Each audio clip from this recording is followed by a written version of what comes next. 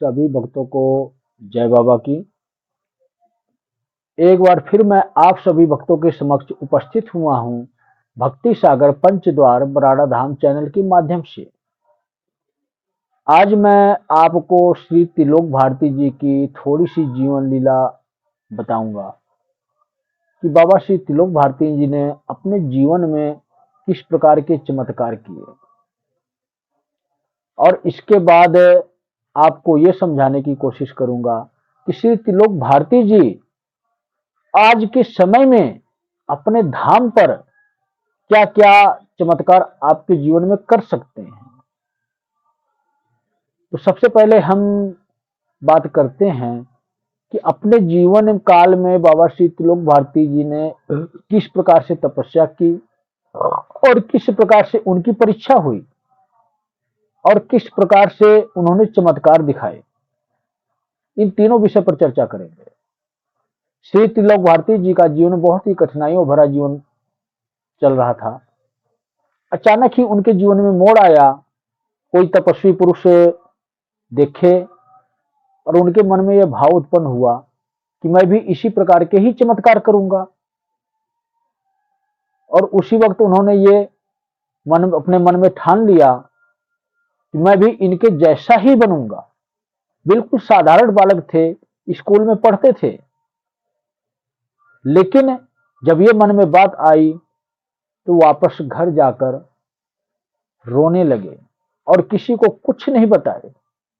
मंदिर वो जाया करते थे बचपन से ही, शिव मंदिर, लेकिन जब उस दिन वो मंदिर गए तो उनके जीवन का पहला चरण था ये। शिव मंदिर में जाकर इतना बिलख बिलख कर रोए, इतना बिलख बिलख कर रोए कि मैं भी ऐसा ही बनूंगा जिस प्रकार से वो साधु सन्यासी मिले थे उनको, और उनको साथ कुछ चमत्कार किए। वही चमत्कार देखकर शिव मंदिर में श्री त्रिलोक भारती जी फूट फूट कर रोए, और उसके बाद घर में भी आकर उदास थे। परिवार के लोग, उनके माता पिता बहुत पूछे कि क्या कारण है, क्यों रो रहे हो। इन्होंने सिर्फ इतना ही कहा कि मुझे मंदिर जाना है। ये नहीं बताया कि मैं हमेशा के लिए त्याग करना चाहता हूं, घर से हमेशा के लिए जाना चाहता हूं यहां से। लेकिन वो सोच रहे थे कि अगर मैं त्याग कर दूंगा तो जाऊंगा कहां। और 2 दिन बाद वापस फिर से मुलाकात हुई श्री त्रिलोक भारती जी की उन्हीं साधु सन्यासियों से, जो 4 लोग थे।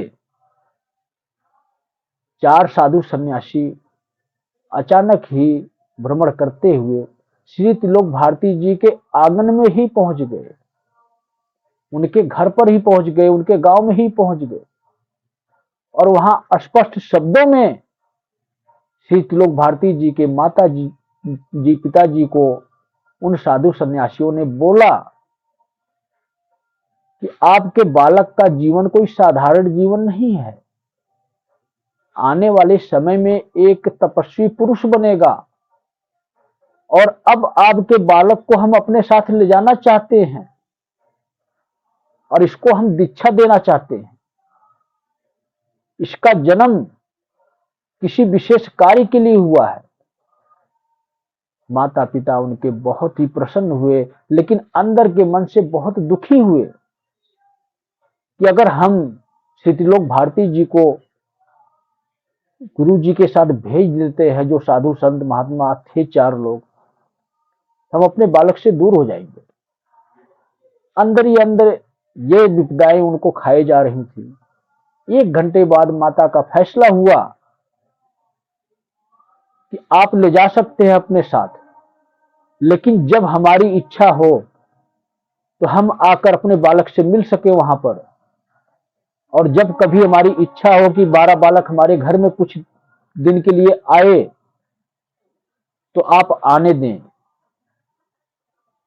फिर इसके बाद आपको मैं ले जाने दूंगी, आपके साथ भेज दूंगी। और जोगिंदर भारती जी मुस्कुराए क्योंकि उन्होंने सत्य देख लिया था कि श्री त्रिलोक भारती जी का जीवन आने वाला कैसा होगा और ये कौन है। और जोगिंदर भारती जी स्वयं श्री त्रिलोक भारती जी की को गुरु दीक्षा देने के लिए ही इस पृथ्वी पर आए थे, जो कि दुर्वासा ऋषि के प्रतीक हैं। आप लोगों ने सुना होगा दुर्वासा ऋषि जी के बारे में। दुर्वासा ऋषि की आत्मा ही जोगिंदर भारती जी की आत्मा है। जब दुर्वासा ऋषि जैसे तपस्वी पुरुष श्री त्रिलोक भारती जी का मार्गदर्शन करेंगे तो शिव की शक्तियां क्यों नहीं जागृत होंगी। इस प्रकार से उनकी गुरु दीक्षा हुई। लगभग 3 साल तक श्री त्रिलोक भारती जी अपने घर आते रहे, जाते रहे, हफ्ता 10 दिन अपने घर में भी रहते थे। और इसके बाद धीरे धीरे एक समय ऐसा आया कि श्री त्रिलोक भारती जी की मोह माया सब खत्म हो चुकी थी और वो शिव के ध्यान में खो चुके थे। लगभग 10 साल के उपरांत 10 साल तपस्या की उन्होंने अपने गुरुदेव के संरक्षण में रहकर। इसके बाद श्री त्रिलोक भारती जी सजाड़ा भूमि पर आए, सजाड़ा गांव में आए, अपने घर पर आए और माता पिता का आदेश लिया कि मैं इसी गांव में रहकर आप लोगों के समक्ष उपस्थित रहकर यही भक्ति करूंगा, तपस्या करूंगा। और आप लोगों ने मुझे इजाजत दिया इस मार्ग पर चलने के लिए, तो मेरा फर्ज बनता है कि मैं आप लोगों के समक्ष रहकर ही अपनी कुटिया बनाऊं और यही तपस्या करूं। लेकिन अपने माता जी से उन्होंने जब ये निवेदन किया कि हे माते, मेरी भक्ति में विघ्न ना डालना, श्री त्रिलोक भारती जी की माता भावुक हो गई, रोने लग गई और गले से लगा लिया। और माता ने खुद ये वचन दिया कि जाओ, आपकी भक्ति में हम कभी बाधा उत्पन्न नहीं करेंगे। वो क्षण, वो पल मुझे स्पष्ट दिखाई दे रहा है, जो कि मैं भावुक हो गया। तब श्री त्रिलोक भारती जी ने अपना धूना लगाया और अपने गुरु के संरक्षण में रहते हुए, उनके दिखाए हुए मार्ग पर चलते हुए शिव की घोर तपस्या में लीन हो गए। लगातार 21 साल तक श्री त्रिलोक भारती जी ने समाधि लगा ली थी। इसके बाद शिव की शक्तियों से सुसज्जित हुए। जब उठे तो अपने सारे शिष्यों को भी आमंत्रित किया, उनको उपदेश दिया कि अब वो समय आ गया है कि मेरी समाधि तैयार हो। अब मैं हमेशा के लिए शिव के ध्यान में लीन होना चाहता हूं। और उस आखिरी क्षण में, आखिरी पल में अपने माता पिता को बुलाए, आदर भाव सम्मान के साथ उनका आशीर्वाद लिया और श्री त्रिलोक भारती जी समाधि में लीन हो गए। कुछ समय उपरांत, लगभग 450 वर्षों के बाद श्री त्रिलोक भारती जी की समाधि जागृत हो चुकी थी। वहां पर जाने अनजाने में भी कोई व्यक्ति अगर कोई किसी कार्य से आया है उस भूमि पर, उस एरिया में, जाने अनजाने में भी अगर किसी भी प्रकार की वो अर्जी लगाता था या अपने मन के भाव से सोचता था कि हे भगवान, मेरा यह कार्य पूर्ण हो जाए, उस पर श्री त्रिलोक भारती जी कृपा करना शुरू कर दिए थे।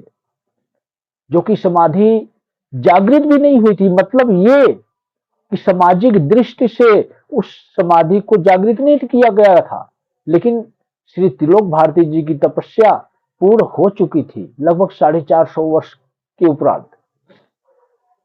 लेकिन जब इस प्रकार से लोगों के भाव उत्पन्न होने लगे कि यहां पर कोई शक्ति है, जब ऐसे भाव उत्पन्न हुए तो लोगों की कामनाएं पूरी होने लगी और जो गलत विचार के होते थे, जो इस शक्ति को स्वीकार नहीं करते थे, उसको साथ के साथ चमत्कार भी दिखाई देता था या उनके साथ कुछ ना कुछ अनहोनी दुर्घटना भी होती थी। क्यों? क्योंकि श्री त्रिलोक भारती जी की भक्ति को और उनकी शक्ति को वो स्वीकार नहीं करते थे। इसी प्रकार की श्री त्रिलोक भारती जी की जीवन लीला है। जब नरसिंह भारती जी ने सामाजिक दृष्टि से वहां पर बाबा श्री त्रिलोक भारती जी के बताई हुई प्रक्रिया से धुना स्थापना की, चालू किया दोबारा से धुना श्री त्रिलोक भारती जी का, तब वहां की शक्तियां पूर्णतः जागृत हो गई और लगभग 525 साल के बाद यह कार्य हुआ था। आज नरसिंह भारती जी के अंदर इतना तेज है जो कि एक शांत स्वरूप में है, लेकिन कुछ गलतियां वो करते हैं जो श्री त्रिलोक भारती जी को स्वीकार नहीं है। थोड़ा सा संकेत रूप में मैं कहना चाहूंगा कि मोह माया का त्याग करो। भक्ति आपकी पूर्ण है, लेकिन मोह माया की वजह से कुछ उलझने और बाधाएं उत्पन्न हो रही हैं। श्री त्रिलोक भारती जी की यही इच्छा है कि अब मोह माया का त्याग कर दो आप, ताकि आप भी अपनी इच्छा अनुसार समाधि ले सको। सिर्फ यही आदेश है श्री त्रिलोक भारती जी का अपने शिष्य, अपने भक्त नरसिंह भारती जी के लिए। और अब मैं आपको श्री त्रिलोक भारती जी की लीलाओं के बारे में कुछ व्याख्यान करना चाहूंगा, बताना चाहूंगा कि आज के समय में श्री त्रिलोक भारती जी किस किस प्रकार के कार्य कर सकते हैं। जो श्रद्धा भाव के साथ श्री त्रिलोक भारती जी को अपना आत्मसमर्पण करेगा, उसके सारी मनोकामनाएं पूर्ण होती हैं। और श्री त्रिलोक भारती जी कोई साधारण पुरुष नहीं है। कभी आप सोचते हो कि श्री त्रिलोक भारती जी एक मानव है, एक इंसान है। शरीर इंसानों का है, शरीर इसी पृथ्वी से ही बना है, पृथ्वी के तत्वों से बना है, लेकिन स्वयं शिव के अंश स्वरूप हैं श्री त्रिलोक भारती जी, जो कि इस कलयुग में अपने ही बालक स्वरूप एक शिवगढ़ की मदद कर रहे हैं, एक गुरु स्वरूप में इस कलयुग को रोकने के लिए उसका मार्गदर्शन कर रहे हैं। मतलब ये मैं एक शिवगढ़ हूं, मेरा भी एक मानव का ही शरीर है, मेरा भी इसी पृथ्वी के तत्वों से ही निर्माण हुआ है, लेकिन मेरे अंदर आत्मा शिवगढ़ है। और स्वयं शिव श्री त्रिलोक भारती जी का स्वरूप लेकर, एक तपस्वी ऋषि मुनि का स्वरूप लेकर मेरा मार्गदर्शन कर रहे हैं, मेरी मदद कर रहे हैं। तो घुमा फिराकर बात वही आती है कि अब ये कल्कि काल चल रहा है और इस कल्कि काल की स्थापना स्वयं शिव कर रहे हैं। और शिव जब स्थापना करते हैं तो उसमें हमेशा शिवगढ़ कार्य करते हैं, और जब शिवगढ़ कार्य करते हैं तो एक हिसाब से वो शिव काल तैयार होता है। मतलब शिव की इच्छाओं से इस सृष्टि में सब कुछ चलना, और उनकी इच्छा के विरुद्ध जो चलता है उसका पतन होता है। तो आवश्यक सूचना है आप लोगों के लिए ये कि श्री त्रिलोक भारती जी समय अनुसार अवतार लिए हैं, और यही लास्ट अवतार है कलयुग का, जो कि कलयुग को अंत करवाने के लिए सहायक है। और श्री त्रिलोक भारती जी सिर्फ गुरु स्वरूप में आते हैं, सिर्फ मार्गदर्शन करते हैं, सत्य के मार्ग पर चलाते हैं और उस शिव तक पहुंचाते हैं। अन्य कोई स्वरूप नहीं है श्री त्रिलोक भारती जी का। अगर कोई सोचता है कि श्री त्रिलोक भारती जी शिव का स्वरूप लेकर हमारी मनोकामनाएं पूर्ण करेंगे, तो ये असंभव है। श्री त्रिलोक भारती जी जो स्वयं शिव की शक्ति हैं, शिव के अंश स्वरूप हैं, लेकिन उनका जीवन काल एक तपस्वी का है, और तपस्वी का यही फर्ज होता है कि आपको शिव तक पहुंचाए। और जब आप शिव तक पहुंचोगे तब आप श्री त्रिलोक भारती जी के अंदर उस शिव के दर्शन कर पाओगे।